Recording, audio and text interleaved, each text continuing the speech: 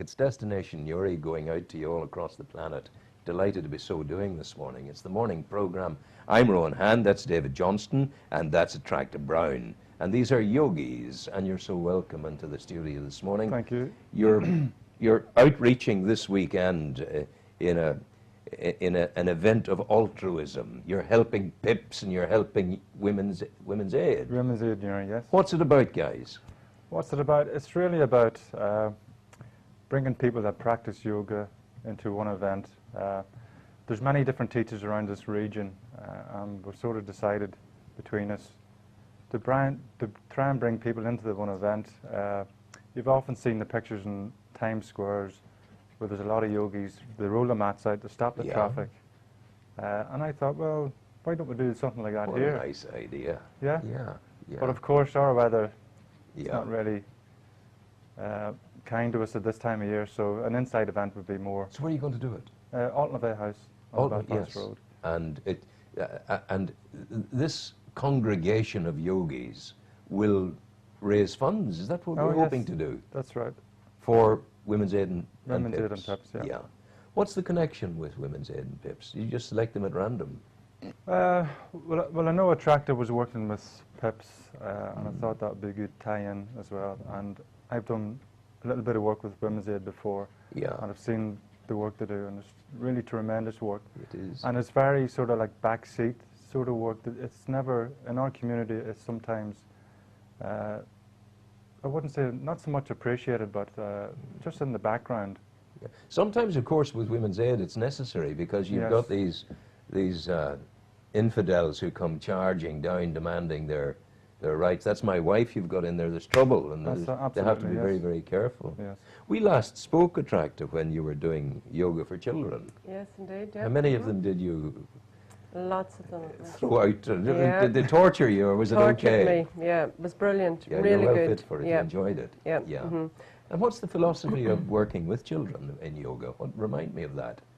Basically, it's to take something new into their lives, take something with a different philosophy, to calm them down generally. Yes. So that they can concentrate, focus, bring balance to their life, even at a very young age, that they can sort of take practices in and can make it fun. Most of the postures are named after animals. So that can be fun for them, build stories around the animals, take them off on little journeys to Africa, and just generally is very good, and they love it. And you saw, no doubt, the flowering of imagination within the youngsters. Yeah, they're absolutely brilliant, really very susceptible to and open to instruction. And the brain's at the right stage of development for that, I'd say. Yeah. Sorry, please. Generally, most people are open. You know, once they come in through the door, they're open to whatever it is that you have to give. Yeah. You know, so they're there for a reason, and unless they've been forced to come by a friend or someone else. Mummy and Daddy, get you down there to that yoga. I need to be quiet. Yeah, absolutely.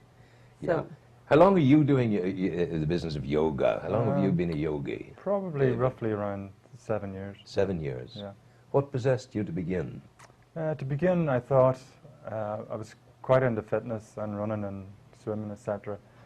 And sort of thought at that age, around 40-ish, can't do this forever. What's running. Next? Boom, boom, boom, boom. It's going to take a toll on the body. It will, of course. Pity more runners out there wouldn't take that attitude. You see old runners, they never die, they just hobble around. Yeah. And it it's looks painful. Terrible. It looks bloody awful. And this is supposed to be a metaphor for health and well-being. Wow. But each to their own, you know. Each to their own. Yeah, let them kill themselves that way if they want. But I mean, you were wise. You said, this can't go on. I'm hammering my joints. Yeah. Now I'm going to do something about it. But also, again, for the mental well-being as well. Spirituality, if you like. Well, spirituality is a very broad at that stage, spirituality thing. maybe hadn't appeared to me or wasn't high up on the agenda. Yeah, but I'm not talking religion here. I'm talking about the awareness of a greater consciousness of things around you. We just noticed the forest on the hill there. That's right. That's spirituality. Raising your awareness. Yeah. So where did your curiosity for yoga take you? It took me to the yoga studio and worked with Alistair. He was a great teacher. And Yeah. eventually I went on to a yoga teacher training course. Wow. Come through it after a couple of years and then started taking my own classes.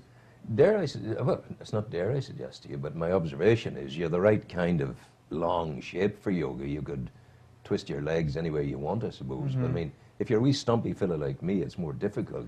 Your joints get... That's the whole sort of conundrum about yoga. It doesn't matter about what shape or length or height or what age you are. You can actually, just by breathing and moving your little finger, you're practicing yoga, as long as you're conscious of what you're doing and you're connecting that breath movement with your finger. You're practicing yoga. Suddenly you've got big-time spirituality there. Yeah, you see? Yeah. Where does that come from? Where did the kind of cerebral end of it start to develop? See, our Western culture is fixated with our shapes and our bodies. Yeah, slimming today, fat tomorrow. Exactly. Whereas yoga is a whole mind-body connection. Yeah. And you don't have to be, standing on your head. It's not going to bring you into enlightenment to stand on your head or do handstands. Yeah. Or being able to put your leg around your head. Yeah. But it's really about the breath, the movement, the awareness, and as you said, the region of the consciousness within the It's body. a chill factor, really. Yeah. Yeah. Your yoga journey, where did it begin, Attracta? About 15 years ago. Yeah.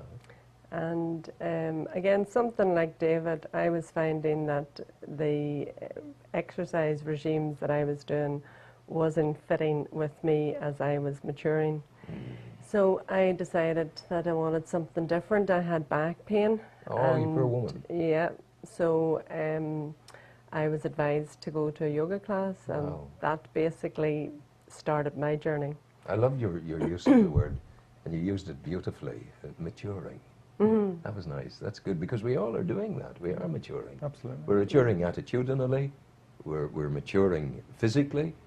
We're maturing in our wider sense of spirituality as we make the journey through. So the connectivity at the moment between the physicality of yoga for you, we know where David is, and the spirituality of yoga for you. Where is it? What's the balance? Or how does it work out? For me, it works, I suppose, sort of underneath the radar. Yeah. I tend not to sort of talk about it too much. Yeah. I tend to feel it more. And I would generally sort of, again, keep that spirituality fairly personal. Yeah. Because whenever you're in a class, it may not be what someone else wants. Oh, yeah, of course. So generally someone who's new to yoga will be coming in on the physical part. Yes. Generally. And then as you ease them through a period of time, they become more comfortable with you. Yeah. They become more open maybe to the philosophy. And the physical is only an eighth of the yoga. This seems absolutely it's a bit like my Buddhism in there, the rights of every sentient being in the world to exist. But God didn't really give me these incisors to eat meat, but to chew cabbage, sort of thing. Right. Whatever. So it's a big event the weekend. 100. Where are you getting 108 people to do yoga? Well, 108 is like a very spiritual number. Why? It's a multiple of 9, and 9 is like the 9 months in the womb. Yeah. Unless So some of those people in the Republic of Ireland these days will get you and abort you. The evil of that is something I constantly campaign against. But it's nice to hear the 9 months in the womb being heralded and being put up in the front, and that's good. Yes. That's huge. So the 9 months in the womb, the 108. Then where do we find the rest of it? What else is there in the 108 number? Why is it particularly sacred? It just is. It's a multiple of 9, and that 9 comes from that. That's it. That's and again, connectivity. sometimes in class we chant 3 ohms. 3 is a multiple of 9. Yeah. And so on. What is the chant that you do in class? Give me an idea. I'd like to chant it with you just to get a feel of it. And what way do you chant it? Well, in class, well, it starts in the abdomen and moves Starts up. here, down here, yeah. And moves up through the... Oh, how do I start it in the abdomen? How do I do that? Breathe in. You breathe in, so you breathe Do I into fill the- my belly or fill my Yeah. chest? You breathe into your belly, breathe in.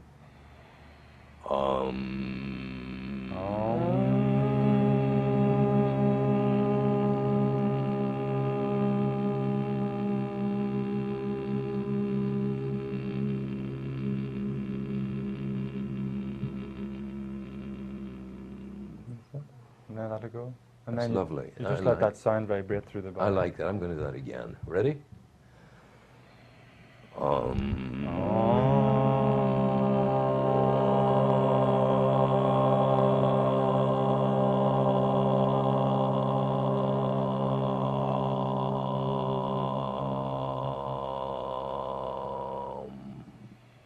That's a good feeling. I like that. That's good.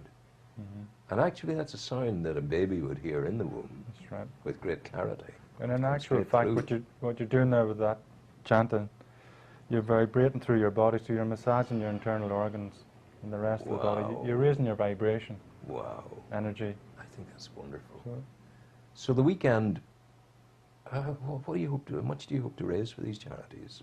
well, my target was £1,000 Wow. and dividing that between the two charities. Lovely. It's not bad for a Sunday afternoon. No, it's not. It's okay. It's good. It's very good. It's very, very good. And the PIPS is a huge organisation Yes. because the suicide thing affects so many families, and if we could only get people to talk a wee bit about Well, it this is more, it, yes. get people to do yoga. Yeah. I don't think too many Well, yogis. actually, I take run their a yoga lives. class in PIPS. Good girl. Well done. So on a Friday Yeah. evening at 5:30, every Friday evening there's a class from 5:30 to 7:15. Yeah. And that's for anyone, and it's restorative yoga, so it's not a physical sequence. Yeah. And again, it's about restoring the body and the mind, Yeah. and But it's PIPS is going it. very Yeah, well. Good. Yeah, Good. because also I'm a sessional counsellor in PIPS as well, and that would be my connection to PIPS. Yeah. So this is something that yoga is good for depression, good for anxiety. So whenever someone is struggling emotionally, sometimes to Hit that. calm down, Yeah. down the body, and Huge. with some breathing techniques, you can actually calm down the nervous system. Yes. So it really promotes the body and the mind. We will now go. How do people support you? What do they do? How do they get money to you? What happens? On the day. How do you make your £1,000? Well, we're asking everybody that comes in to make a donation of £10. £10. Yeah. And that happens. That's yoga. Can a non-yogi go? Absolutely. If I give you £10, can I Yep. come and chant? You can You come can. and watch. I'll do that. Yep. What time Yep. and where? You can actually dip in or out. It doesn't have to be for Okay. 2 hours. So Okay. it's from What time? 2:30 to 2:30. 4:30 Sunday afternoon. Sunday afternoon. Altlevay House, Altlevay across from House. the new Tesco Oh, store. yeah. Did you ever think we'd be saying that? No. Across from the new Tesco. There are new kids in the block and we're using them as a landmark. That's right. For God's sake, I tell you. But that's So we're going to end this now, telling people to be there at Altlevay House on Sunday at 2:30, between 2:30 and 4:30.